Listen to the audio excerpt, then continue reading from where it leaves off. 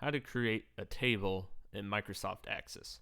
So after you've gone ahead and opened up Access and started a blank project, you should already have a table here. But if you want to add another table, go ahead and click on the Create tab in the top ribbon, and then from there click on the Table option in the Tables section.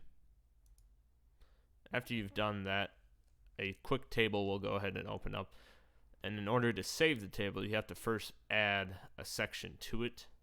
So I'll just go ahead and click on Add. I'll just make it generic short text, and I'll just call it Field 1, and we'll leave it at that. Okay?